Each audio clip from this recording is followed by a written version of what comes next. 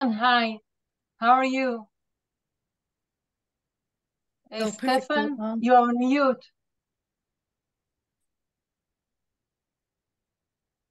Yeah, but I can unmute me. Hello, Orly. How are you? How are you, guys? And Stefan also, Jacobson, hi, and Chaim, hi, and everyone, hi, Lizzie, hi. Okay, Boaz. Hi. All right. Ornit, So I Ule. think, Good Olga, hi. Olga, are we ready to start? I think we can. Yeah, so let's just go ahead and start. So, good afternoon or good night or good evening or good morning to everyone around the whole world. My name is Naomi Abraham. I'm the Director of Reader Services here at the Library and Information Division at Bar-Ilan University. Before we begin, I won't take 2 minutes of just some technical issues. As you all know, we are not in very normal times here in Israel. So if there is a siren anywhere around the country, it may go off. Please just leave, get to safety as fast as you can. We actually made a point of having hosts for this Zoom situated in at least 4 or 5 different areas around the country. So we will make every effort to continue as well as we can. Again, safety before all. I would also like to ask you at this point to just close your microphones so that we can have a nice and understand and hear everyone. We have designated a time at the end for questions, or you may write them during the chat and we will look at them throughout the evening. As you can see, our event is being recorded and we will upload it to our Libraries Information Division YouTube channel, probably within a day or two. Not tonight. Most of this event, as I said, will be held in English. There will be just maybe one part that is going to be in Hebrew. As I said, I will be simultaneously translating as well as I can. I'm not a professional in this. On your Zoom closed caption screen. So if you want this option, please make sure to go down to the bottom of your screen and turn on enable show closed captions. And finally, there will be a 30% discount throughout the evening to purchase this book. At some point, I will put them on the chat, probably after I finish all the translations. And you can purchase the book directly from Emerald's website, Emerald, the publisher website.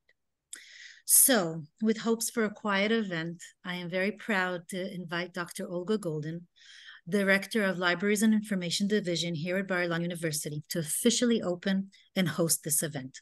Dr. Goldin, please. Thank you, Naomi, and hello, everyone, and hello, Professor Shapira-Lishchinsky. We are opening this event in the shadow of a horrible, brutal attack of Hamas, unprecedented massacre of thousands of Israeli citizens on October the 7th, and ongoing rocket attacks on our cities. We are fighting today for our country and our lives. All our thoughts and prayers and hopes are with our people and our army. Together we are strong. Am Israel Chai. Israeli people are alive.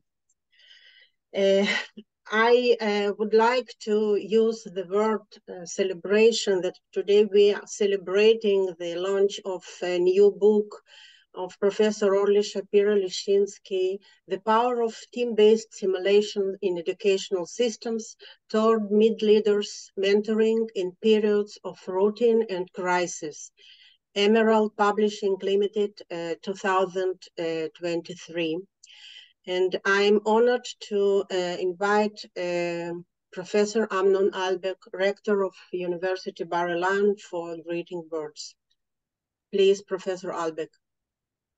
Okay, shalom everyone from all over the world. So as was mentioned by Olga, this is not a regular times here in Israel. And we really, many of us are drafted, many of us have relatives and friends who were killed or massacred. And we were deliberating whether to carry on with this book launch or not. But we felt that despite the situation, despite the pain, despite the fact that our heads are sometimes elsewhere, we should carry on with our academic mission we should try to carry on as much as we can as usual, even though life is not as usual. So we decided to carry on with this launch of the book, trying to get some normal feeling. And I'm sure that all those abroad could not really understand and feel what I'm saying, but all those here in the country know exactly what I'm talking about. So I'm really happy to be here this evening with you, because if we talk about the crisis here in Israel now, only 2 years ago, we all experienced another crisis, that's COVID-19. And COVID-19 had created many difficulties, but it also pushed forward significantly our thoughts and our understanding of how teaching and learning should be done. And this book comes, I would say, in the right time. Okay, so in the subtitle we have toward leaders mentoring in periods of routine and crisis, and this is exactly what we've been experiencing in the last 3 years. We've learned that teaching and learning would not be as it used to be anymore. And there should be many new methods, getting students involved in learning. And it's not only students in university, it's students in kindergarten, in elementary school, in high school. And this book Naomi, could you please mute Iris, or can you? Okay. This book comes at the right time in this direction of looking at teaching and learning in a different way. In this case, it's team-based simulations for educational systems. Just another very important tool, among others, to have the mid-21st century learning different than it used to be. So I really thank Orly for taking this endeavor to write this book, to enlighten this issue. And I hope that it will not stay within the borders of the university, but will have an effect in all educational systems in Israel and worldwide. So thank you, Orly. And I wish everyone a very enjoyable evening. I must apologize that I'll have to leave soon, because I don't know how many of you remember that tomorrow, Yud Bet Cheshvan in the Hebrew calendar, is a memorial day for Yitzhak Rabin, the prime minister that was assassinated 28 years ago, and I'll have to move to another ceremony of the university remembering Yitzhak Rabin. So in the meantime, I'll try to enjoy this evening. Okay, so thank you all for coming, and enjoy. Thank you very much, Professor Albeck. And now I'm honored to invite Professor Zabit Gross, Dean of the Faculty of Education from Bar-Ilan University, to also to say a few greeting words. Professor Gross, please. Professor Gross, just open your microphone, please. Okay, yes. Thank you very much. Ladies and gentlemen, good afternoon. On behalf of the Faculty of Education, I extend my warm greetings to all of you, and I would like to take this moment to express my sincere congratulations to Professor Orly Shapira-Lishchinsky on the launch of her new book. Additionally, I would like to extend my gratitude to Dr. Olga Goldin for organizing this important event. I would like to commence with a personal note regarding our efforts within the Faculty of Education to manage the faculty in those challenging days. We are continually faced with the challenge of balancing our responsibilities between emergency situation and the demands of routine tasks. In this pursuit, we engage in numerous volunteer projects in our faculty. One of these projects involves our official collaboration with the Refugee Center for Jewish individuals residing in southern Israel who temporarily had to run away from their homes in the south to refugee centers, and they are hosted now in the Kfar Maccabiah Hotel. And here in the faculty, we coordinate various educational activities for the center's residents and work towards establishing a mini schools for them in order to give the children a sense of normalcy and resilience. I recently also had a decision to hold our administrative meetings on site at the university in contrast to our previous reliance on virtual platforms like Zoom. Now, this choice, while not without its risk, was driven by our commitment to conveying a message of resilience. Now, despite the ongoing challenges of closed university and the in-asset sirens that we have in our region, we are determined to maintain a sense of normality within an abnormal context. Just yesterday, prior to, we decided to make our meeting of the managers of the faculty, namely my deans and myself, at the university on site. So just yesterday, prior to coming to the university, I went to a supermarket, which is located nearby the university, and purchased some delightful candies.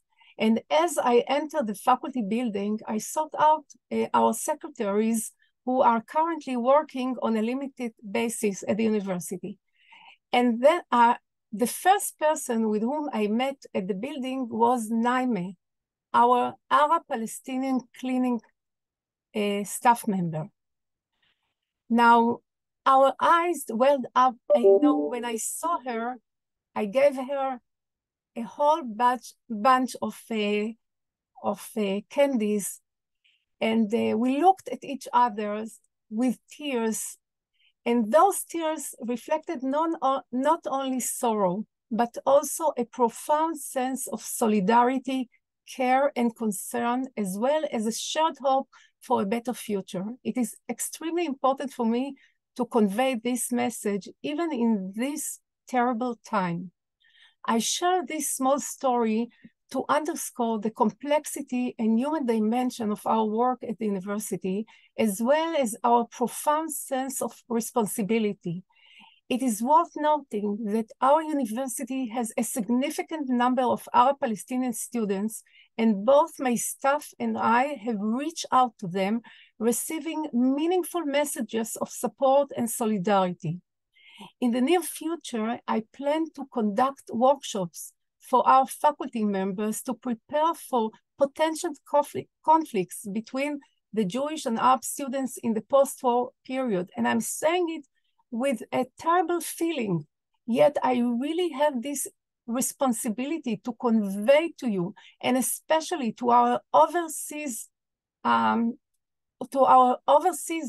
who are sitting here with us. Please convey this message to your universities.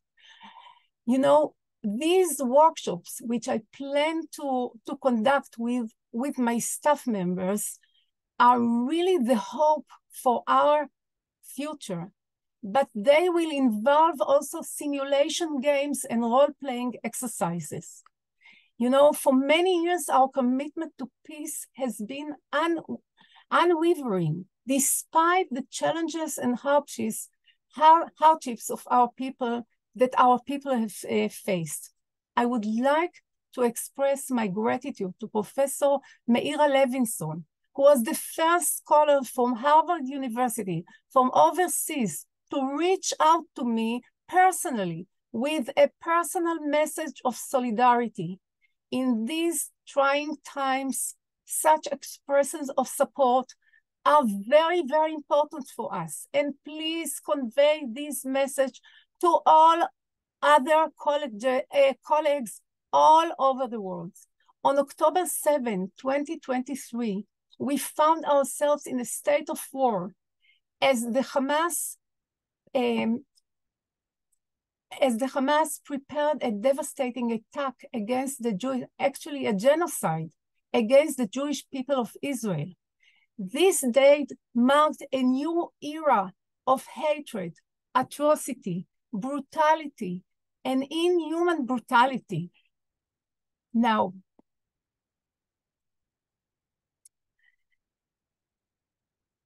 the terrible, devastating event with over 1,300 lives lost, many severely injured, and numerous individuals, including women and young girls, subjected to horrifying acts of violence. These events represent a new law in human cruelty and compel us as academicians to reflect on the role of higher education in fostering civic and human rights education for the betterment of our world, Tikkun Olam. Simulation plays have a crucial role in this endeavor, and our Faculty of Education is equipped with the Halev Center, which serves as a well-equipped hub for simulation activities. The book being launched today, authored by Orly Shapira-Lishchinsky, holds a significant importance. I have personally facilitated conflict resolution courses between Palestinian and Jewish students and introduced to them a pedagogy which I entitled Pedagogy of Contestation, which teaches students how to engage with contested narratives and create safe places for dialogue. Simulations have been a key tool in this pedagogy, and I believe that Orly Shapira's book enriches the field and provides valuable insights, particularly in its focus on mid-level leaders, which remains relatively unexplored in the literature. The book's examination of both routine and crisis period is particularly timely given our current circumstances. While we are indeed facing a crisis, our nation remains resilient and very, very brave. With the help of God, we believe we will overcome this challenge and crisis. I would like to conclude my remarks with a brief prayer and a message of peace from the Jewish prayer book. עושה שלום במרומיו, הוא יעשה שלום עלינו ועל כל ישראל ואמרו אמן. He who makes peace in his high places will make peace for us and for all Israel, and all of us will say amen. Thank you very much.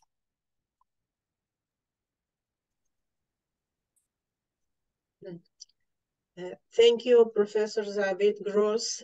It's hard to continue after sorry. I am honored to invite Mr. Meir Shimoni, Chief Executive Officer of Israeli Ministry of Education. Mr. Shimoni will be speaking in Hebrew, but we will translate his comments in the captions below. Please, Mr. Shimoni, בבקשה. שלום לכולם, אחר הצהריים טובים, ברוכים הבאים. תודה על ההזדמנות לקחת חלק בהשקת הספר של פרופסור שפירא. בהחלט מרגש לשמוע לפניי, בהחלט נמצאים בתקופה לא פשוטה ומאתגרת.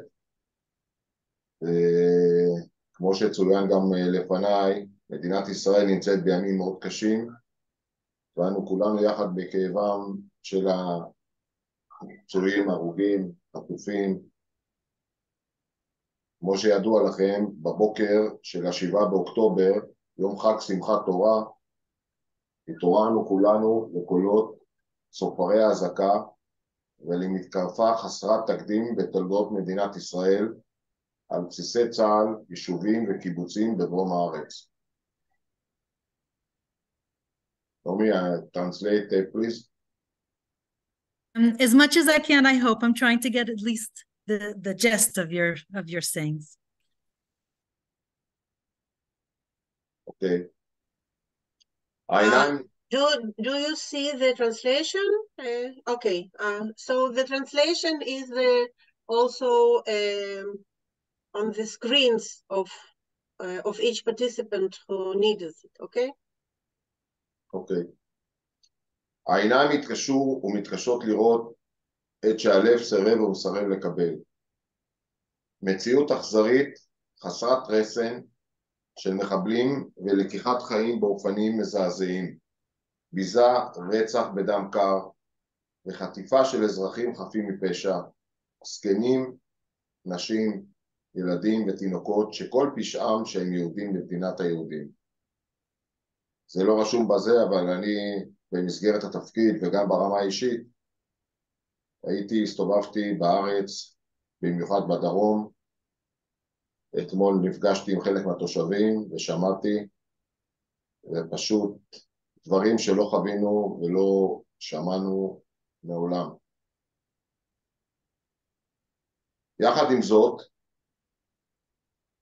אנו עושים כל מאמץ לא לעצור, לחזק את רוחנו בשמירה על שגרת חירום, שכוללת התנדבות, חזרה הדרגתית ומבוקרת לשגרה במערכת חינוך. אנחנו קוראים לזה שגרת חירום מבוקרת וסדורה. לצד זה של מפגשים מקצועיים שתרומתם גם בעת הזו מבורכת לאין שיעור. עוד משהו ברמה האישית, אורלי, אני רוצה להגיד לך שבהתחלה אמרתי מה עכשיו בהשקת הספר.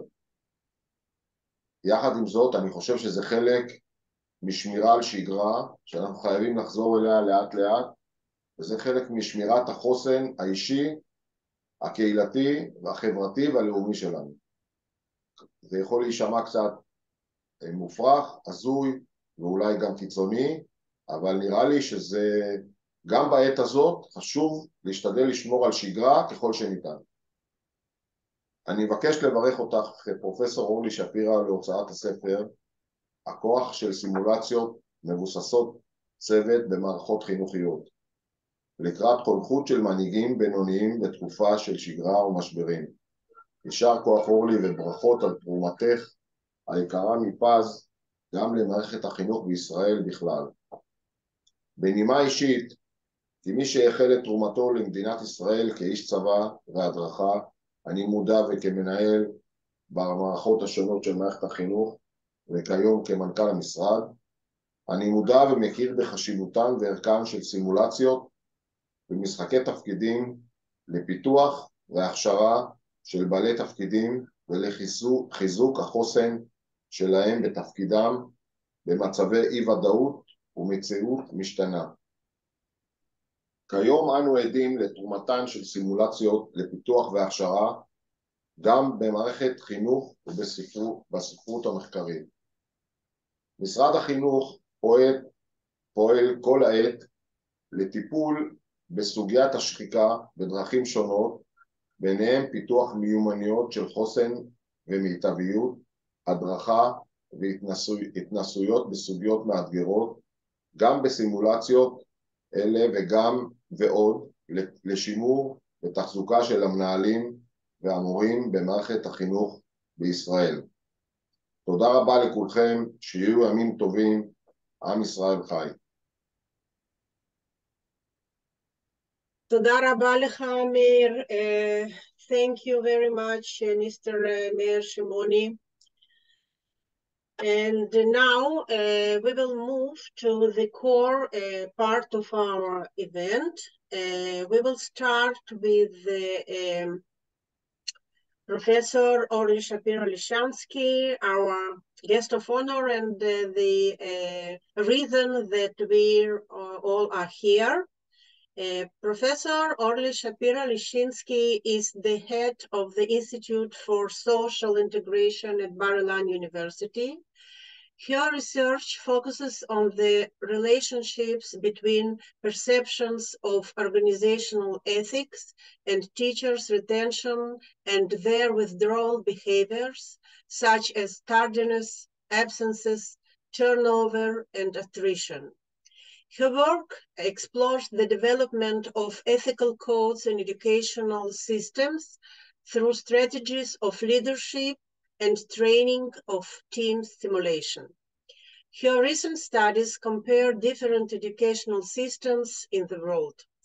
Professor Shapira-Liszchinsky's research has been published in leading academic journals that focus on educational administration, and she has lectured at prestigious conferences. Her research has been funded by different foundations, including the Marie Skłodowska-Curie European Grant and the Israeli Ministry of Education. Professor Shapira-Liszchinsky also serves as an expert for research services for the MSCAIF evaluator at the European Commission. Professor Shapira-Liszchinsky was a visiting scholar at different universities of Israel,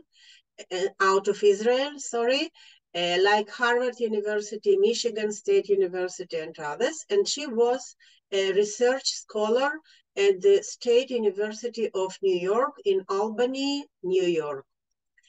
So, Professor Shapira-Liszchinsky, Orly Yekara, the floor is yours. Thank you, Olga. So, thank you, my friend, scholar and educator in Israel and out of Israel. This book, The Power of Team-Based Simulation in Educational System by Emerald Publication, focuses on mid-level educational leaders who are not only teachers, but also have a significant leadership role in their school. Globally, the situation is that most of the teachers are mid-level leaders, for example, educational coordinator. Times of routine and time of crisis, for example, in Israel, the war, teach us about the important role this mid-level leader play. The main goal of this book is to propose a relevant mentoring model that uses team-based simulation. This quality mentoring has the potential to develop mid-level leader morality, innovative activity, and promote social justice during routine time and crisis. Internationally, one of the main challenges we are all facing now is teacher retention. This book offers cases of challenges facing mid-level leaders. I hope that these cases can help leaders cope better with events that directly impact teacher retention by encouraging the development of gender perspective. Finally, in this book, I propose a variety of activities for policy designers, including teacher retention. Thank you. Thank you, Professor Shapira-Liszchinsky. And now we will move to the panel. And I would like to introduce our host and host of the panel and discussion leader, Professor Oren Pizmoni-Levy from Columbia University, United States. Professor Pizmoni-Levy is an associate professor in the Department of International and Transcultural Studies at Teachers College, Columbia University. With a background in sociology, he dedicates his research and teaching to the study of global educational trends, with a particular emphasis on significant movements like the accountability movement and the environmental sustainability movement. His current projects revolve around exploring the engagement of educators in climate change education and examining the international landscape of organizations that are actively involved in climate education and communication. And now Professor Pizmony-Levy will introduce the panelists and lead the panel. Professor Pizmony-Levy, the floor is yours, please. Thank you. Thank you so much, Olga, for the introduction, and thank you, everybody, for joining. Let me just start with congratulating my colleague and friend, Orly, for this wonderful book. And I also want to thank the Dean, Professor Zavid Gross, for her wonderful comments earlier. I don't think there was a dry eye in the audience. So we are meeting today to celebrate this book and to discuss with colleagues from 6 different countries some themes around teacher shortage, teacher retention, and mentoring. I think the book is important for many reasons, but the discussion that we are having today, for me as a comparativist, is especially interesting because for more than a decade, the international community has been focusing, I would say, too much on student outcomes and standardized testing, and forgetting the human force behind education systems worldwide. And we are talking about teachers, middle-level leaders, and principals. So I'm really happy that today we're going to dedicate some time to talk about this important part of the system. I'm going to introduce my colleagues, and then we are going to have each of them for 5 minutes present their take from their own perspective on the education system that they're embedded in. And after that, we'll open up for discussion with some questions from the audience. So I think Naomi mentioned earlier, please feel free to use the chat box so we can see your questions as they come in, and we'll try to give enough time for all the questions. So I'm going to introduce them by the order I received. Apologies if they are not ordered in alphabetic order. First is Professor Mayra Levinson from Harvard Graduate School of Education in the US. Professor Levinson is the Juliana W. and Williams Foss Thompson Professor of Education and Society at Harvard. She works on civic education, education ethics, and teacher learning.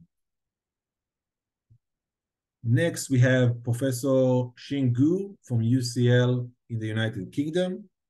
Professor Gu is the director of the UCL UK Center for Educational Leadership and Professor of Leadership in Education.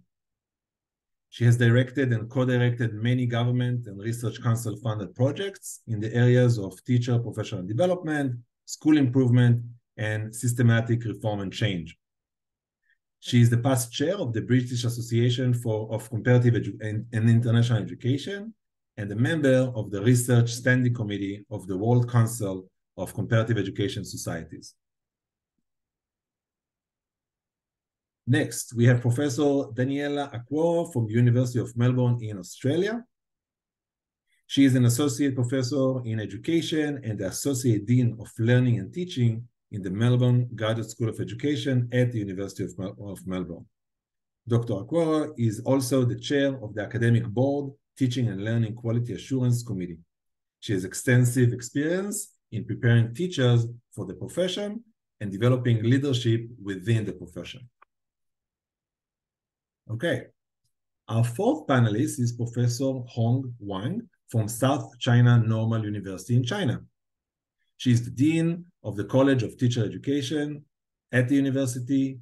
She is the director of the Guangdong, Hong Kong, Macau, Great Bay Area Institute of Teacher Education, editor-in-chief of Moral Education in Elementary and Middle Schools, executive deputy director of the Teacher Ethics and Teachers Morale building base of the Chinese Ministry of Education.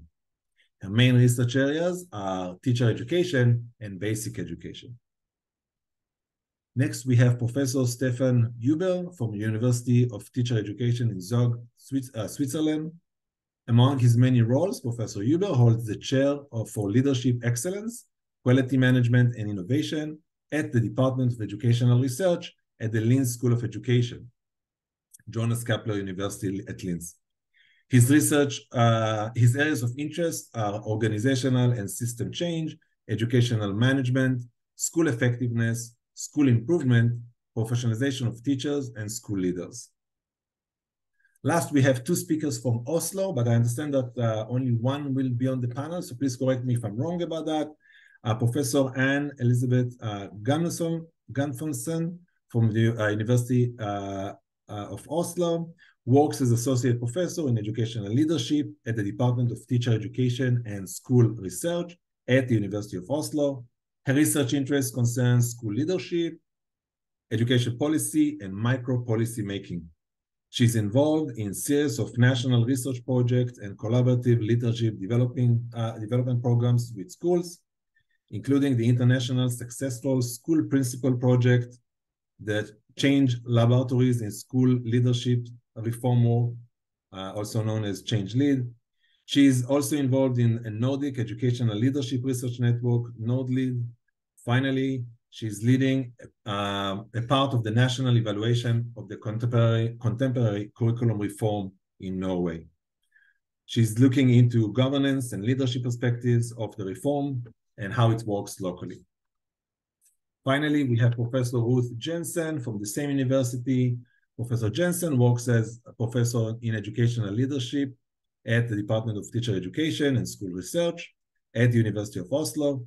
Her research interests concern educational school leadership, professional and organizational learning of school leaders within and across level and setting. At the moment, she is leading an innovation project in secondary schools, and she's engaged in a project about retaining students in upper secondary schools. She's using various social materials theories and institutional theories in her research, as well as document and video data. Professor Jensen has a background as a teacher in compulsory schools and a leader of professional development at the municipal level, in addition to being appointed at the university for several years. She has written several books and papers for teachers, school leaders, and researchers. So first of all, I want to thank everybody for joining us today. Only from reading your bios, I'm already excited for the discussion we are going to have and how much I'm going to learn new things. So we'll start with Professor Levinson. If you can unmute, take 5 minutes and share your perspective. Thank you so much. Thank you very much. I'm actually going to try to take less than 5 minutes because I know there are a lot of speakers and we are rather behind time. I also have to apologize because I need to leave in 20 minutes to get to a conference presentation. But I want to start by saying how moved I am by your decision to celebrate this new book by Orly and to find and insist on moments of celebration in these times. That's, I think, necessary, but I also realize really, really, really hard. So my heart is with you. I also want to say a mazel tov to Orly for this new book. It's very exciting. I'm going to try to speak for maybe 3 minutes so we can maybe get a little bit back on track. So I'll just say a few things. Orly had asked me to speak about teaching and teacher retention in the United States. I will say that I think there are a few things to understand that relate to this question about actually teacher well-being and teacher preparation and teacher capacity, since it is right that teachers are essential for student learning and well-being and for their own development of capacities. In the United States, there has been a real struggle now for decades, actually, to both try to professionalize teaching, but also to bring in enough teachers to serve students. And these have been at odds with one another. So there have been pushes in various ways to recognize that teaching really is a science, not just an art, and to recognize that that's a mastery of pedagogical content knowledge is essential to promote learning, and that it's not just natural, and just because, say, even you understand your own subject well, that does not mean that you understand how to teach it well.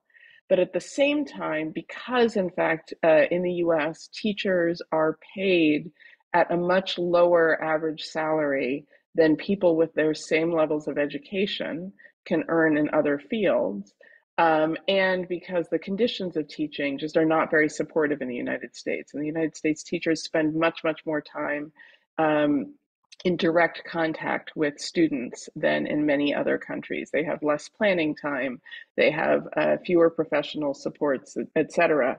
There's a lot of teacher attrition. So in any average year, about 10% of teachers across the United States leave the classroom. Now, this is not spread out across the years. The majority of that is in the first year. But what that means actually is that, shockingly, the modal teacher in the United States has been teaching for 1 year. So if they get past the first year or two, they actually tend to stay for a while. But there is so much turnover in that first year that the average classroom has a teacher who has 1 year or less of teaching experience, which is obviously terrible for students. And so, as I said, there's been this sort of back and forth in the United States. On the one hand, there's a recognition that professionalization is really crucial. And on the other hand, in order to actually fill up spaces in classrooms, there's been a push to deprofessionalize the field and allow people in, with very little or no teacher training. And so that is a huge sort of back and forth. There is no evidence that actually deprofessionalizing the field has helped, although it does, get more bodies into the classroom, which have been needed. Right now, there's been ongoing concerns actually over the past few years that we would lose a ton of teachers because of the stressors of COVID. We have had less of a teacher departure than we were expecting because of COVID, but it is nonetheless clearly higher now than it was before COVID. And more than 50% of schools and school districts in the United States are experiencing a teacher shortage. They are also experiencing shortages of people in every other part of schools, including school bus drivers, cafeteria workers, custodians, guidance counselors, principals, in all sorts of fields. So I would say that the United States continues to struggle a lot with how to train and retain teachers. And in fact, that one of the most important moves, I think, which is something that comes out in Orly's new book, is to help prepare teachers for the work before they get into the classroom with real students, and even while they are in the classroom, continuing to provide them professional support and teacher training. And I'm going to stop here. Thanks. Thank you so much, Professor Levinson, for joining us. Next, we'll have Professor Shingu from UCL. Thank you. Before I start, I also want to really congratulate Ollie as a colleague for this great kind of achievement. It's a lovely book. I've started reading it and I really enjoyed the arguments you were making. So congratulations, especially having this event going ahead in these most difficult times. I hope you can see my screen. I've got an old laptop, I've explained, so I will be quick. And so we, our center, the UCL Professor Center. Ching, we do see your screen, but perhaps you'd like to go into a slideshow motion so we can actually see it larger. Yes, I'm trying to. It's just, okay, that's working. Oh, there we go. No, right, Perfect. great. Thank you. I just wanted to take you through about some of the latest thinking around teacher retention. There has been a lot of statistics which really support what's in the UK system, supporting what Professor Levinson has described in the USA. And over the last 10, 20 years, we have seen statistics continuing saying similar things. After the first year, we lose 30% of teachers, and up to the third year, we could lose up to 50%. And within the UK system, there has, especially in England, where most of the research and data I will be citing here, There have been a lot of financial and non-financial attractive interventions from the government and from different NGOs in trying to improve the attractiveness of the teaching profession. But if we look into the statistics, as I've just cited here as an example, it's very clear that we simply cannot recruit ourselves out of the teacher shortage in the UK, which then puts the question around retention as very high on the agenda. So when the government is still trying to improve the teaching conditions in schools, as well as continue to look into teacher salaries and so on, there has been a real drive believing that the solution is to develop teachers. And if we look into simply in the last 5 to 10 years, the amount of different government-led interventions trying to improve the quantity of high quality teacher professional development programs, we could probably just lose count. And the evidence from the think tank, from research papers, seems to be suggesting that teacher professional development to enhance the professionalism of the profession is the way is an effective solution, or one of the effective solutions. And there has been evidence suggesting that it may also help to level up the education inequality in the system. However, if we look at other research evidence, especially the work we have done in the center, and also evidence from the USA, Susan Moore Johnson's work, for example, it's really challenging the human capital approach that many governments are promoting to develop our teachers. There's nothing wrong with that. But simply thinking providing large-scale CPD courses and programs will improve the professionalism, the knowledge, skills, as well as the dispositions of our teachers, and make them stay in the profession, and related to that, to improve the outcomes of students' learning and well-being. There is very limited evidence that we can find, certainly in the UK or in the USA system. And what we have seen, certainly in here, looking into different strands of research recently, there is a missing link in the consideration about the impact of the CPD programs in relation to promoting teacher retention. That is the role of the school organization.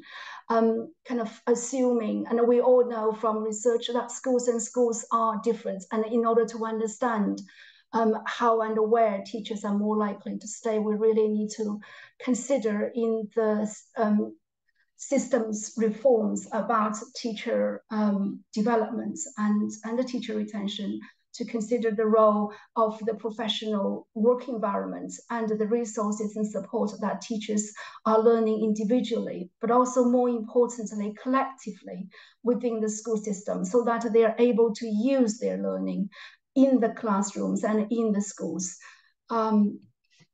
So what we have seen, I've led a number of research evaluations looking into the government large-scale teacher development programs, and we keep reporting the Matthew effects. Schools, teachers working in schools, and the schools that are led by effective and successful school leaders continue to be better at taking advantage of this human capital approach to development, to teacher learning, and continue to get better.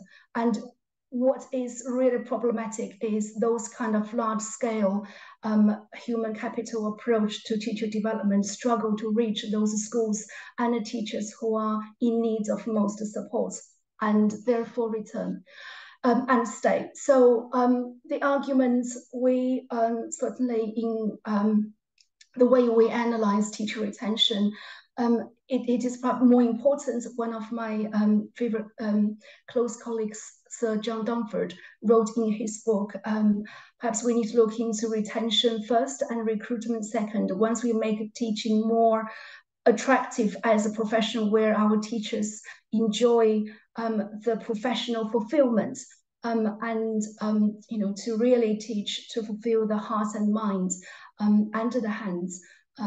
So we're probably more likely to not only improve the physical retention of our teachers, and we want them actually to be committed and passionate about what they do and enjoy the learning.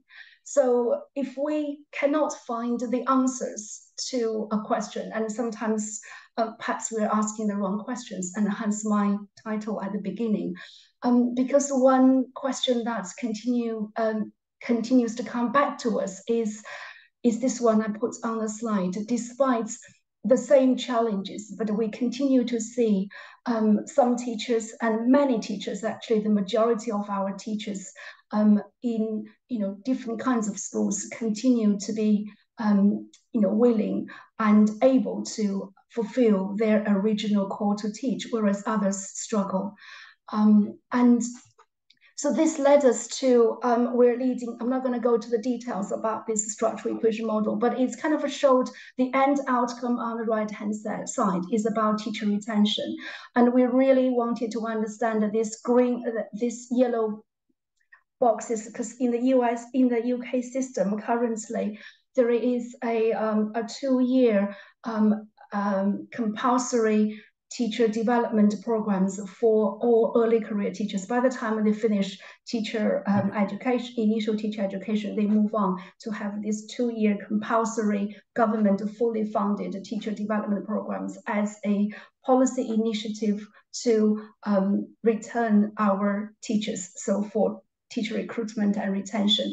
And it was very interesting, certainly by looking at a nationally representative sample of those early career teachers on the UCL program, we were able to see the retention rates after 1 year was 96% against the 87.2% of the national picture. But what is really important for us to go to the details is this human capital approach of early career framework initiative is unable to make a difference to our teachers' improved self-efficacy, resilience, and so on, and decided to stay in the profession unless it's supported by the school leadership and unless the school leadership creates professional growth opportunities. So we're running a 4-year longitudinal study to really follow this trend of teacher learning, professional development, and retention. Really wanted to understand where our teachers thrive and stay, and to have a much more nuanced understanding about teacher retention and place our schools at the heart of that thinking. Thank you. Thank you so much. Thank you so much, Professor Gu. Okay. Next, we're moving to Professor Daniela Akwo from University of Melbourne. Just a reminder for everybody, we want to keep some time for Q&A, and we start a little bit late, so let's keep it to 5 minutes. And if you have some more things to say, we can ask you in the Q&A. Professor Akwo? Thank you.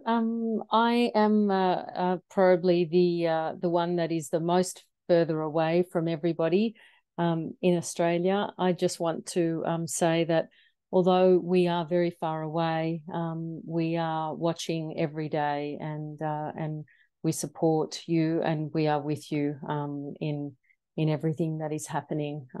So I'd like to give a very, very brief overview of teacher retention in Australia.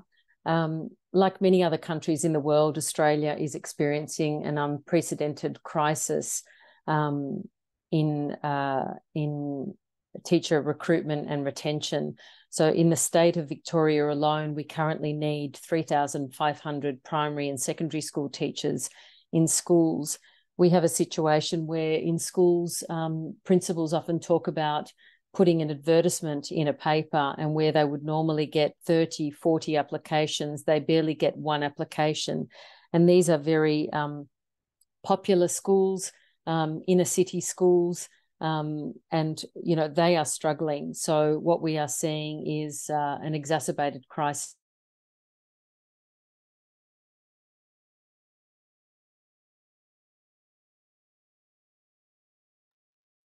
Did we lose, or am I stuck? I believe we might have lost Professor Aquaro. Yeah. Professor Prismoni, maybe we should move to the next person, and if she gets back online. Okay. Thank you, Naomi. So as we are trying to see what's going on there, let's move to hear from Professor Hong Wang from the South China Normal University in China. Professor Wang? Hi. Thank you for inviting me joining this panel discussion. And firstly, I would love to congratulate to Ori. And also I got very touched by having this event under this, very hard time. So talking about the retention, teacher retention, actually in China, it is not a very big issue, especially in city, in urban area. The teacher retention is not a problem. But in the rural area, it is kind of like a problem, especially in some in the remote area. The teacher retention is a problem, and mostly regarding the gender of the teacher, the female teacher, they actually they are more willingly to stay in school, and the male teachers, they are more willingly to leave school, given the same situation. And the very interesting situation we find is that after the COVID-19, and more people, they would love to go into the school to get a teaching job, because in China the teaching job is more stable, even though they will not be able to get a higher salary, but for the school, they can provide more welfare, and also they have a long holiday, like the summer break, winter break. They have paid holiday, so more and more people, they will love to to get a job in schools. So for the teacher retention, for the whole country is not a big problem, and but for the rural area it is, and also like in the city area, the private sector teacher retention is a problem, but for the public sector it is not a problem at all. So it is a little bit different from the situation you described in your nation. Problem it is just because the culture, like in China, people, they respect teacher a lot. So people, they would love to take a job in school, even though the salary is not, people, they don't think salary for teachers is fair, but still they would love to take teaching job in schools. But the book, Ori's new book, is very inspiring for the female teacher, how to keep the female teacher at schools, provide more professional support, or even though give them some opportunities to work at home. But actually, I don't think in China it will happen, because we have more students, and no matter you are in the city schools or in the schools, or you are in the school in the rural area, we have more students. And I don't think the government will allow or will give the more opportunities for the teachers to work at home. But even though the teacher, they would love to, especially for the female teachers, they would love to take the job because you know, teaching job can provide them you know, relatively stable life. But for helping to keep retention for private or for rural area schools, provide professional support, like give them more training opportunities, or give them more opportunities to got promoted, will help them to stay. But in the city area, I just said that it is not a problem. The problem is that how to recruit high quality teachers.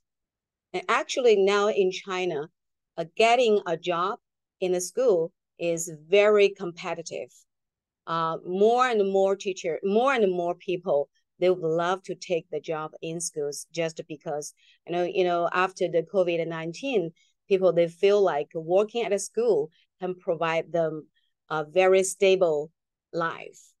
And more companies, you know, they kind of like, they lost their business, and the people, they see that, and they feels like even though in school you cannot make big money, or you cannot, it cannot provide you a very, very good life, but it will provide you, you know, a very stable life. So people, they will love to take that job.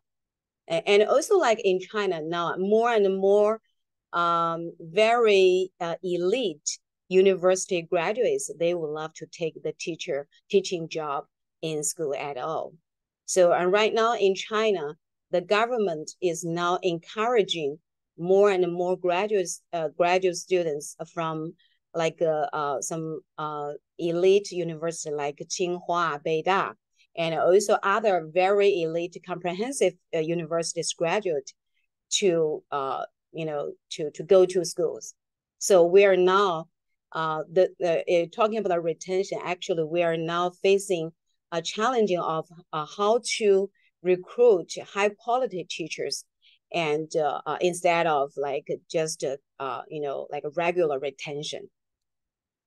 So it is kind of like very different. We have a very different situation than the others. Okay, thank you so much, Professor Wang, for your comment. Thank you. Mm-hmm. And we are moving to Professor Stefan Huber. Just a minute, Oren. I think that Daniela returned. Do you see her? Yes, I'm here. Oh, you're here. Okay, I'm sorry.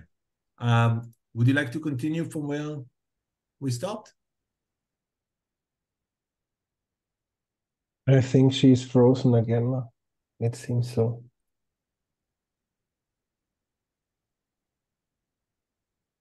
Okay. I could go if you like, and then please. We see whether she's back with a better internet. So please means I should start? Yes, please go ahead. Thank you. Okay. Thank you very much for the invitation. Congratulations for the book, Orly. I hope you make a good distribution, a good dissemination.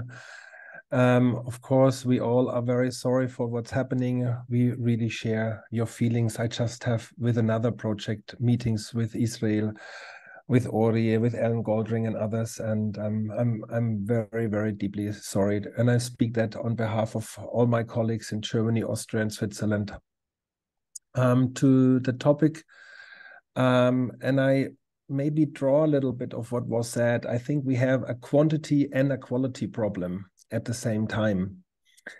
We have a quality problem because what is most important, if our core idea is to promote the personality of youngsters, to have an approach of a holistic education where we promote cognitive aspects, but also emotional, motivational, social aspects. So for this kind of premises, for this kind of aspiration, we really need high quality of education. And this is important for every individual. And this is important for all the children, for us as a society, with the future of the society being there, coming up with populism, with different kind of core competencies, which we regard as important. And I would argue we see, empirically speaking, and I'm not going into detail, a lot of studies where we see a deficit of the quality actually what we need. So saying that we have actually too little quality of what we actually need to have, we have a quantity problem in many countries because we lack teachers, we lack educationalists, psychologists, social workers, and so on. So now we have a quality and a quantity problem. And of course, you can answer by resources, but of course, resources will not necessarily do everything, because I see that in certain systems we increase resources and we only increase the number of the quantity of teachers which are missing. I can give you an example of one state. They miss 5,000 teachers, having 5,000 schools. They increase the resources and now they realize they miss 10,000 teachers because they increase the resources, and the resources alone is not the answer. So I really wonder why we not think, besides what everything was said, focusing on professionalization, on, I would call it professional welfare, of professional resilience, of professional health, yeah? Why we are not changing the whole system. We, at least I speak for the countries I'm doing empirical research, we have this idea of there's a class with so and so many pupils. They have subject teachers, maybe class teacher, and so on. And with this calculation, we realize we have teachers. I have some schools which said, we are not teaching anymore. We don't have classrooms anymore. We stop all this kind of traditional setting and we develop educatopes. Like a biotope, we develop a school where it's a good place for everyone, for teachers, social, for the pupils, for everyone. And so they change the idea how we teach, how lessons are taught. There's one teacher with a certain group. They started individual. They use digitality, blended classroom, flipped classrooms, and so on. They started to work in a very different context. And I thought, that helps both the quantity as well as the quality issue. Of course, this is not a very simple answer. And always, if you see schools like that, I'm following 400 schools over 10 years in a mixed method longitudinal study. We see some schools who are wonderful, doing really great school improvement, school development. They do ISO strategies, innovation, sustainability, and optimization. And I could talk about what that actually means. What I'm saying, we put together with the World Education Leadership Symposium around 150 recommendations what to do for retention and recruitment over the last couple of months, the last year, so to say. We have 3 articles around that. And I would say all these different screws, they're only little screws. Why don't we really question the whole system, how we run schools, what is the core purpose and how this core purpose is being fulfilled? What are the aims and the means, and not think about how can we make them come earlier? How can we increase numbers via marketing? How can we make, you know what I'm saying? I could talk about that, of course, a little bit longer, and I feel a bit superficial, but I wanted to make one argument. And one argument I want to make is maybe it is also time not only to put one little recommendation after the other, but to see like the big lines, and maybe even question the whole system, how we think about schooling and education. maybe this is, of course, too radical. It would never be possible as politicians on policy formulation to act on that. But I say in this meeting now, why not? If we see practices of 10, 20% of our schools doing wonderful, and no matter whether they work in a low deprived social economic situation, and it's saying quantity and quality, I think we have a real big problem if we have state-run schools, because this is never distributed even. We have schools, failing schools, schools in very difficult circumstances with much more challenges, burden schools. And with all these, we see the scissors effects or Matthäus effect or whatever you call it. And this cannot be our responsibility if we feel a sense of responsibility for education for all. So we always see that it hits certain schools, certain teachers, certain groups much harder than others. So if we want to think about that, then maybe it's also time for a more radical question. And yeah, having said that, I thank you for listening to me, and I think I kept really the short time. Thank you. Thank you so much. The end of 10, Oren. I'm going to try one more time. Go ahead. I'm providing the entertainment for everybody today. Listen, I think without going through all my notes,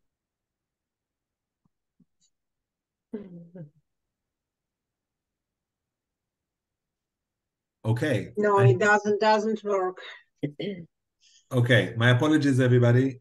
I'm suggesting we move to the last speaker, so we have enough time for Q&A. I know people have questions. The last speaker, if I'm correct, will be Professor Anne Elizabeth Gonferson from University of Oslo. Yes, thank you so much, and thank you for the invitation. And I will also follow up on congratulating you, Orly, for this great book, and also to express from all in Norway, all colleagues, we are so sorry for you all, and our thoughts and support go to you, and we follow every step on the news on the situation. So the contribution from Norway is, I've been searching in the statistics, and I wouldn't say that in Norway the teacher retention is defined as a crisis, but it is a problem, and we have some of the similar explanations and thoughts that we already heard. But we see that in the statistics, we can see that teachers of some age doesn't want to work as teachers in the school anymore, and they are retiring, or they are finding other jobs to do. So people over 50, actually, I think I couldn't find anything about gender specifically, although we have more women than men working as teachers. But those over 50, that might also be something to look into. If it's too hard to be a teacher in compulsory school, then you need to quit when you are about 50 years old. That's something to look into. And in Norway, the newly qualified teachers, we have a proportion of what in the analysis we could see that around 28% of teachers who completed their education in 2008 did not work in teaching profession in the same year that they newly qualified, that is in 2008. But then this proportion drops 20% after 3 years and remains stable. So the corresponding figure for newly qualified teachers in 2015 was 24%, drops to 17% after 2 years. And so there are slightly more newly employed teachers in 2018 who start and continue in the school system than in 2008. And this actually is positive figures, that more teachers starting now and stays in school than in 2008.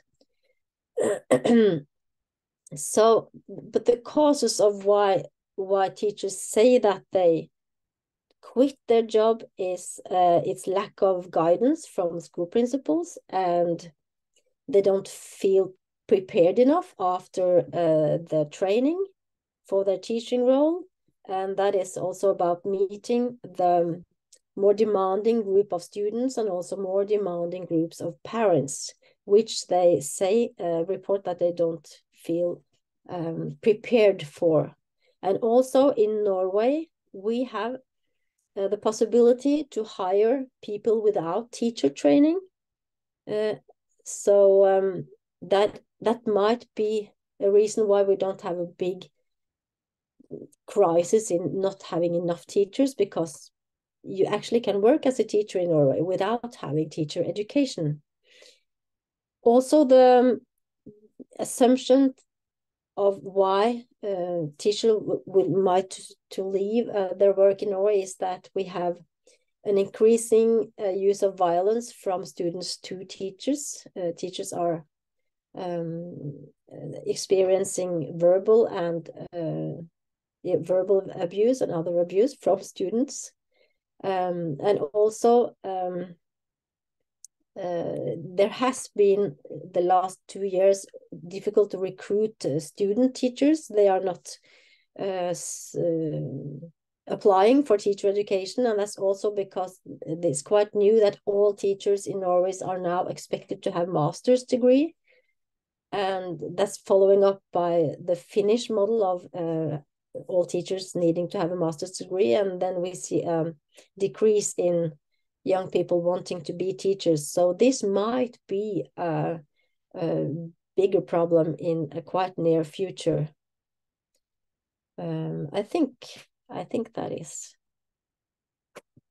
all from the Norwegian side. Thank you so much. And I want to thank again everybody for joining today and for your comments. I took a couple of notes. What I really like in our discussion today is how people pointed to different tensions, from a tension between the effort to professionalize teaching to addressing with very quick fix the teacher shortage and retention. I think it came in Professor Levinson's comments and some others. I couldn't stop thinking about all this Teach for America, Teach for All movement that is happening worldwide, and how, on the other hand, we want to have more professionalized education force with master's degree, etc. I also like the tensions between quality and quantity that I think Professor Huber mentioned earlier. And also, of course, as a comparativist, I really enjoy the differences between the systems and how each of you all talked about first order solutions, second order thinking about this. It's really, really cool. But I wanted to touch base on what Professor Gustafsson said earlier.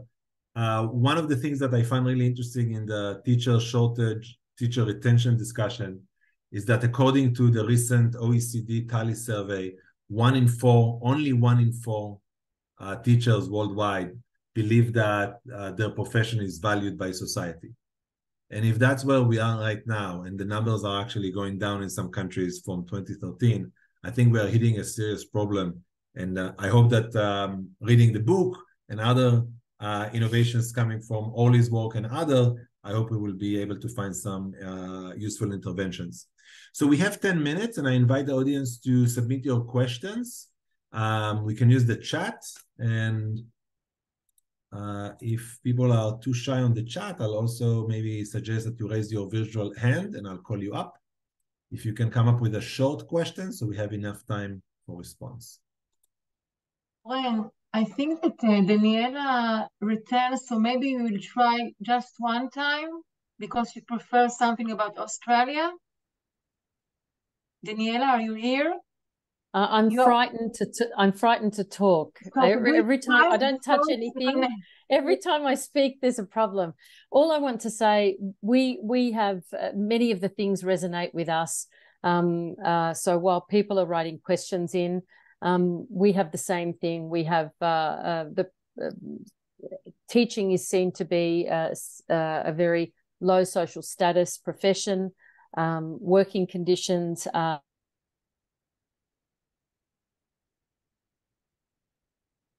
Okay, that was fourth time. I really suggest we move on. Yes, okay. And I'm really sorry that we are missing the Australian perspective on this. Only maybe you will suggest Daniela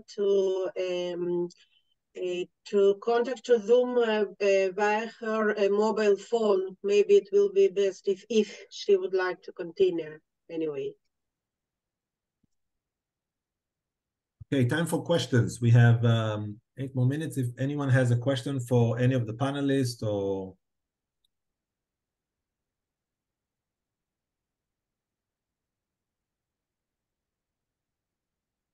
Orly, do you have a question for your friends, for your colleagues? Actually, it's I'm maybe it's a question to Hong. Only this has. I'm trying to only this us. Only here. Yeah. Only so as you saw, most of the country has got a huge problem. Consider teacher retention. So what do you suggest to us to do in addition to what we describe as school climate, higher salary, what we can do, flexibility, what more we can do in order the teacher will retain in our system? What you are doing that we are not doing?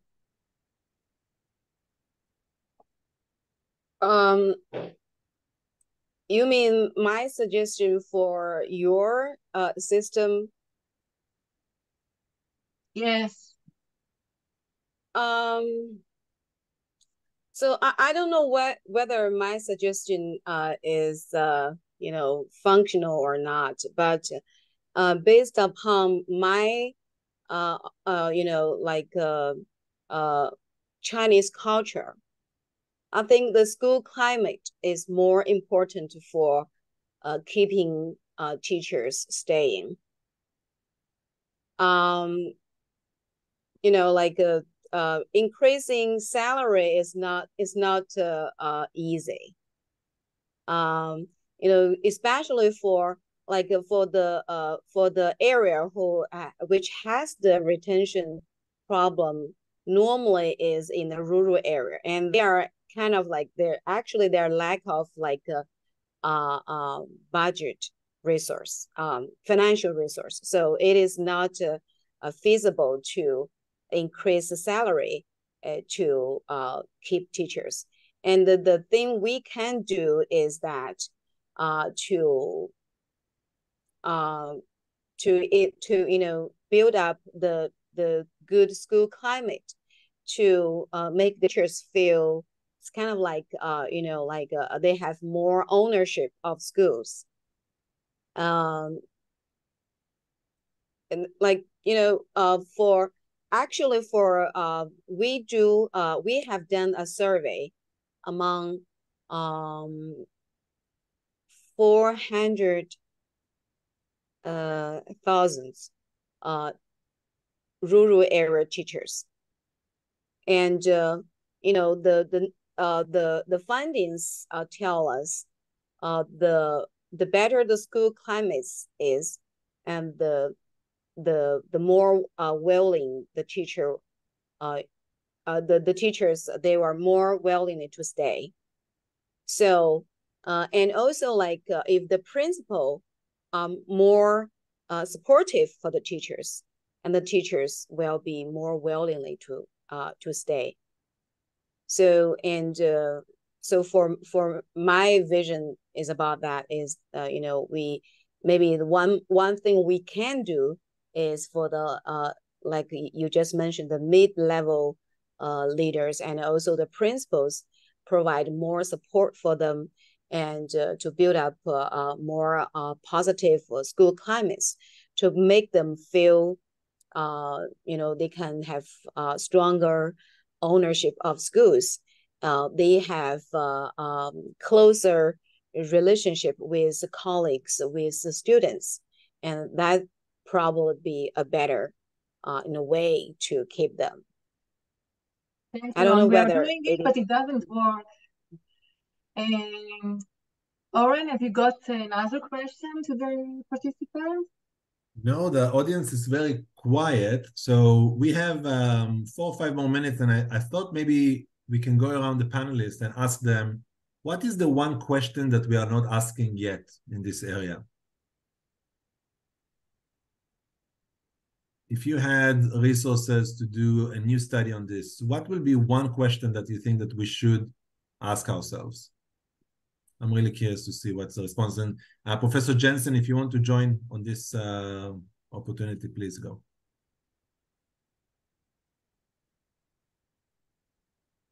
I had to think, to be honest. It was a good question. Yes.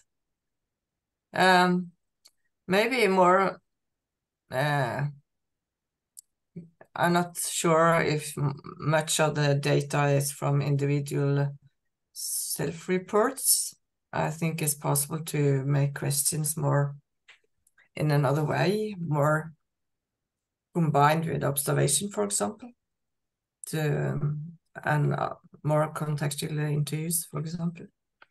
Also, group interviews and different ways of asking questions to get maybe, and also approach it more systemic, for example, more a system way of thinking.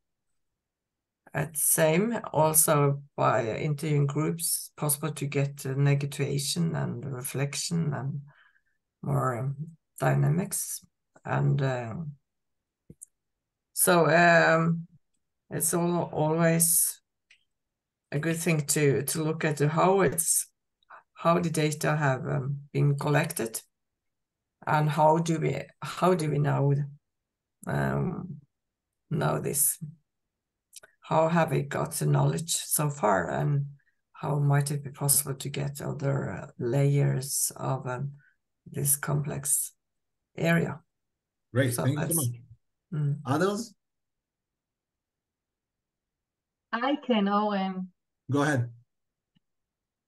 I think the issue is the flexibility. So I think a teacher all the time compare themselves to other. If after I study 4 or 6 years in the university, this is the salary, and in other public sector, in private sector, how can I hire? What is the condition, the working condition? What is the salary?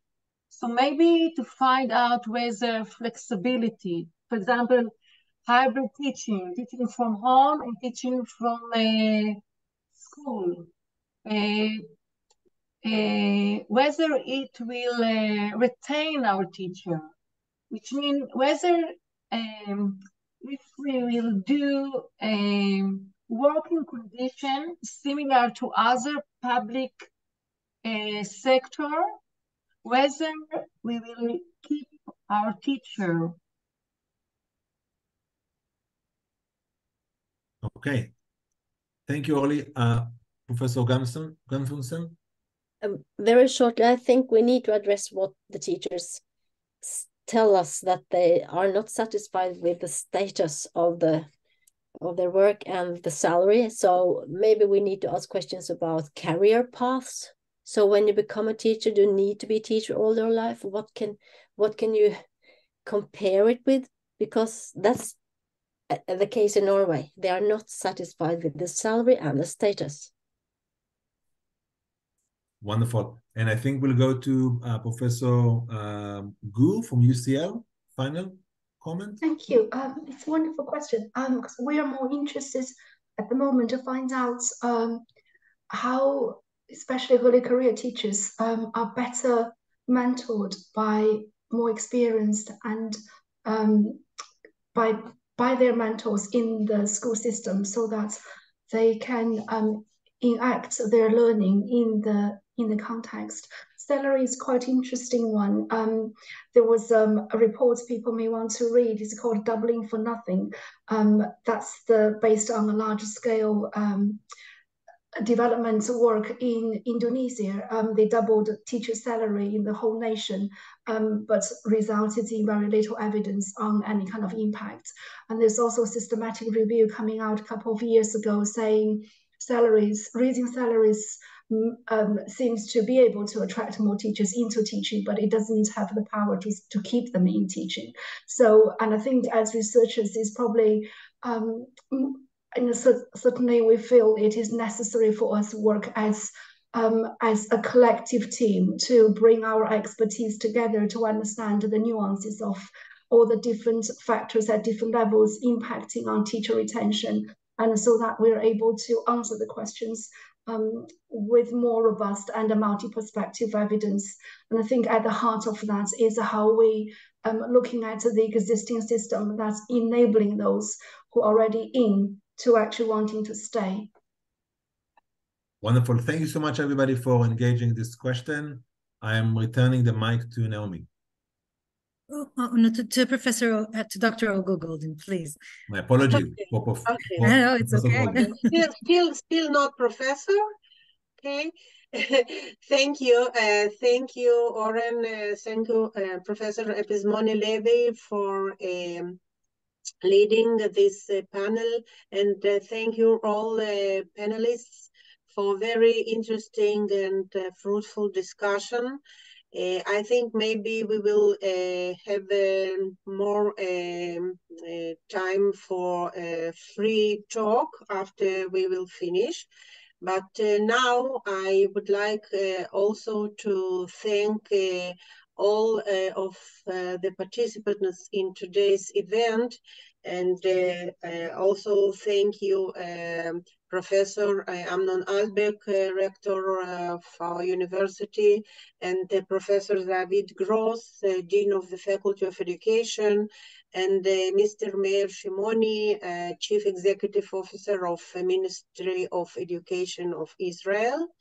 And we are very proud at our Libraries and Information Division that to be organized this event of launching this very important and significant work of Professor Orly Shapira-Liszczyński. I would like also to thank members of my staff, Naomi Avram, who is the manager of services, religious services at our Libraries and Information Division at Bar-Ilan, and Mrs. Yotfat Tassa and Mrs. Metal Najati from Reference Department for making this event possible. And maybe, Orly, you would like to add several words before we finish? Actually, if I can, Dr. Ilana is here, and she's also from Australia.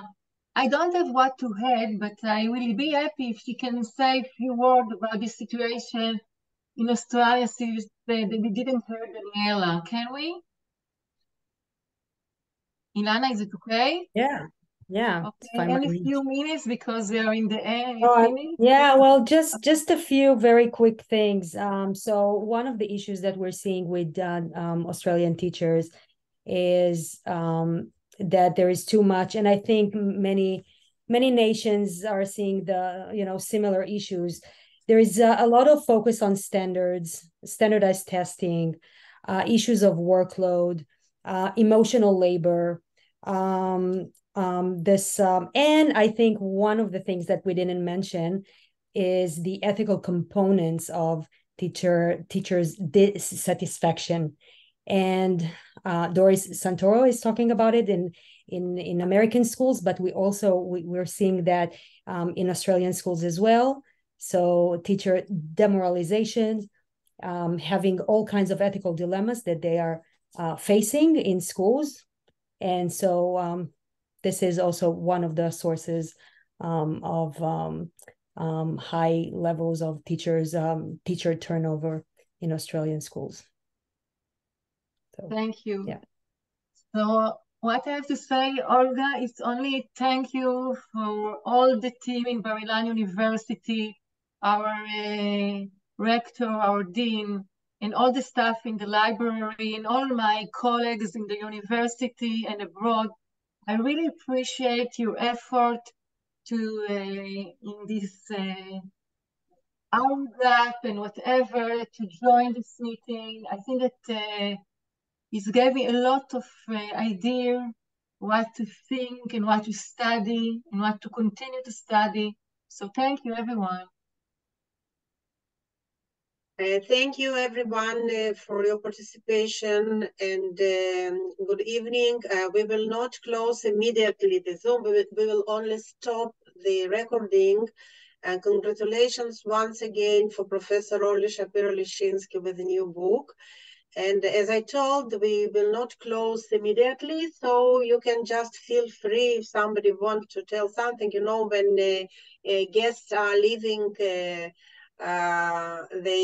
always are standing near the door and keep talking. So maybe somebody would like to say something. We are here. You may feel free to open your mics, and those who are leaving, just have a good night or good day. Depends on where are you now, in which part of the world. Hi. Congratulations to my mother. She works very hard to do great things. We are just now volunteering, so we can't talk much. We are very proud of my mother, and we wish her good luck. And we hope that her book will affect people and help them. Thank you. Thank you. Where are you volunteering now, Aradin Renana? We're volunteering in an Echad organization in Jerusalem, so it may be busy around us. So they're helping others. We are helping others. Well done, Yashar Koch. And Bezat Hashem, you also will help us. Okay. Okay. So